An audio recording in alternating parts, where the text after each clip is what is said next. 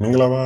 ဒီနေ့မျှဝေပေးမှာတော့လူခွင့်နဲ့ကိုက်ညီတဲ့ဖွဲ့စည်းပုံအခြေခံဥပဒေကဘာလဲဆိုတာလေးမျှဝေပေးမှာဖြစ်ပါတယ်ဖွဲ့စည်းပုံအခြေခံဥပဒေဆိုတာနိုင်ငံတစ်ခုရဲ့လေပတ်နယ်ခြားနေရာကိုပိုပြီးကောင်းပုံဖော်ပြရတာဖြစ်တယ်အစိုးရနဲ့နိုင်ငံသူနိုင်ငံသားတွေပြည်သူတွေကြားမှာချုပ်ဆိုထားတဲ့ပြည်မြင်လို့လည်းခေါ်ကြတယ်ဖွဲ့စည်းပုံအခြေခံဥပဒေကိုလေ့လာကြည့်မယ်ဆိုရင်ဘာတွေ့နိုင်လဲဆိုတော့အစိုးရတရရဲ့တာဝန်နဲ့လုပ်ပိုင်ခွင့်ရဲ့မန်နိုင်တစ်ခုနဲ့တစ်ခုကြားထိမ့်သိမ်းလေပတ်နေတဲ့အာဏာခွဲဝေမှုနဲ့အာဏာတက်ရောက်စေမှုရဲ့နောက်နိုင်ငံတစ်ခုကိုဘလို့ပုံစံမျိုးမှန်းပြီးတိစောက်မလဲလေပတ်သွားမလဲဆိုတာလေးတွေကိုတွေ့နိုင်ပါတယ်။နောက်အရေးကြီးတာကပြည်သူတွေခံစားရမယ့်လူခွင့်ရိုးအတိအလင်းအတိတ်ပဲဖော်ပြထားရမယ်။နောက်ပြီးဒီလူခွင့်ရေးတွေကိုပြည်သူတရက်လုံးခွဲခြားမှုမရှိပဲခံစားနိုင်မှုတွေလှုပ်ဆောင်မဲ့အစိုးရရဲ့တာဝန်တွေကိုဖော်ပြထားရဖြစ်ရမယ်။ဒါကြောင့်ဖွဲ့စည်းပုံအခြေခံဥပဒေဆိုတာအစိုးရနဲ့ပြည်သူတွေကြားတာဝန်ရှိမှုနဲ့တာဝန်သိမှုတွေကြားမှာချုပ်ဆိုထားတဲ့ပြည်ငင်းဆိုရင်လည်းမမှားပါဘူးဖွဲ့စည်းပုံအခြေခံဥပဒေဟာပြည်သူတွေရဲ့အခွင့်အရေးတွေကိုညှို့ဆိုသတ်မှတ်ပေးထားတာဖြစ်တဲ့အတွက်လူခွင့်ရေးနဲ့ပတ်သက်ရင်နိုင်ငံတကာနိုင်ငံရဲ့ဖွဲ့စည်းပုံအခြေခံဥပဒေဟာရန်ရည်ကြည့်ပါတယ်ဖွဲ့စည်းပုံအခြေခံဥပဒေတစ်ခုကိုကျွန်တော်တို့လူခွင့်ရေးကစမ်းစစ်ကြည့်မယ်ဆိုရင်အပိုင်းတစ်ပိုင်းနဲ့စမ်းစစ်လို့ရပါတယ်။တစ်ပိုင်းကတော့ဖွဲ့စည်းပုံအခြေခံဥပဒေကိုရေးဆွဲတဲ့ပိုင်းဖြစ်ပါတယ်။နိုင်ငံတကာနိုင်ငံအတွက်ပြည်သူတွေအတွက်အရေးကြီးတဲ့ဒီအခြေခံဥပဒေကိုရေးဆွဲတဲ့အခါမှာဘယ်လိုရေးဆွဲကြလဲဘသူတွေပါဝင်ရေးဆွဲကြလဲဆိုတဲ့အချက်ကရေးကြည့်ပါတယ်။တနက်ပြောင်းအောက်ကနေရေးဆွဲရလားဒါမှမဟုတ်လူတချို့ကကိုယ်စိတ်ဆိုင်ကိုရေးဆွဲရလားဒါမှမဟုတ်ပါဝင်သိပါဝင်ထိုက်တဲ့သူတွေရေးဆွဲရလားဆိုတဲ့အချက်လေးတွေနဲ့စမ်းစစ်နိုင်ပါတယ်။ပါဝင်သိပါဝင်ထိုက်တဲ့လူတွေပါဝင်ပြီးရေးဆွဲမယ်ဆိုရင်မတူညီတဲ့အယူဆတွေကိုထည့်သွင်းစဉ်းစားမှဖြစ်လို့အချိန်တော့ပိုကြာနိုင်တယ်။ဒါပေမဲ့ဖွဲ့စည်းပုံအခြေခံဥပဒေအရ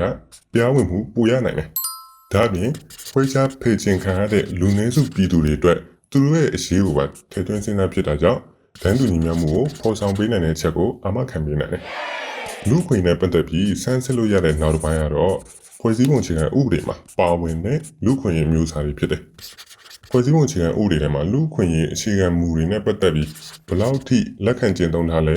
လူတိုင်းအတွက်လားခွဲခြားမှုတွေရှိနေလားမတူညီခွဲပြားမှုတွေကိုလက်ခံပြီးတော့ခွဲခြားမှုတွေကိုတားဆီးပေးလားဆိုတဲ့စတဲ့အချက်တွေနဲ့ဖွဲ့စည်းပုံအခြေခံဥပဒေတစ်ခုဟာလူခွင့်ရေးဘယ်လောက်ထိအတိမတ်ပြုလဲဆိုတော့စမ်းစစ်နိုင်ပါလေ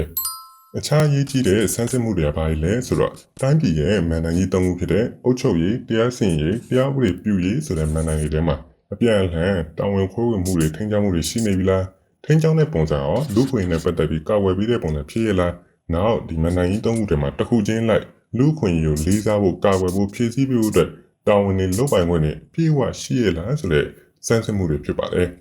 ဒါ့အပြင်ဖွဲ့စည်းပုံအခြေခံဥပဒေထဲမှာလူခွင့်ရေးချိုးဖောက်ခံတဲ့ပြည်သူတွေတိုင်ကြားဖို့အတွက်လူထုံးလုပ်နေတဲ့ရန်တရားတွေကိုအတိမပြုခွင့်ပြုထားလားအမှန်တရားရှာဖွေနိုင်မှုအတွက်အထူးအစီအစဉ်တွေရှိပြီလားတရားမျှတမှုကိုဖော်ဆောင်နိုင်မဲ့လူထုံးလုပ်နည်းလုပ်ငန်းစဉ်တွေရှိလားလူခွင့်ကြောင့်ပို့ချပေးမဲ့ပညာပေးအစီအစဉ်တွေရောတရားဝင်ခွင့်ပြုထားလားဆိုတဲ့အချက်တွေနဲ့တိုင်းတာနိုင်ပါတယ်ဆိုတော့က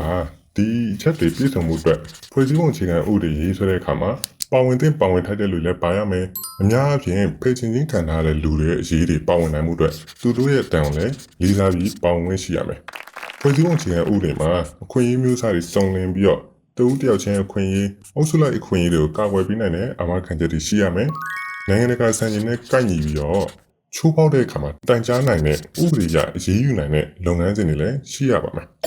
ကဏ္ဍအသီးသီးမှာကဏ္ဍလိုက်လူခွင့်ရေးကိုကာကွယ်လေးစားမြင့်တင်ပြီးတာဝန်တွေပါဝင်တဲ့ဖွဲ့စည်းပုံအခြေခံဥပဒေဖြစ်လာမှဒါဟာလူခွင့်ရေးနဲ့ကိုက်ညီတဲ့ဖွဲ့စည်းပုံအခြေခံဥပဒေလို့ဆိုနိုင်မှာဖြစ်ပါတယ်။ကြည့်ရှုနိုင်စဉ်ပေးတဲ့အတွက်ကျေးဇူးတင်ပါတယ်။နောက်တစ်ခေါက်ပြန်ဆောင်ကြမယ်နော်။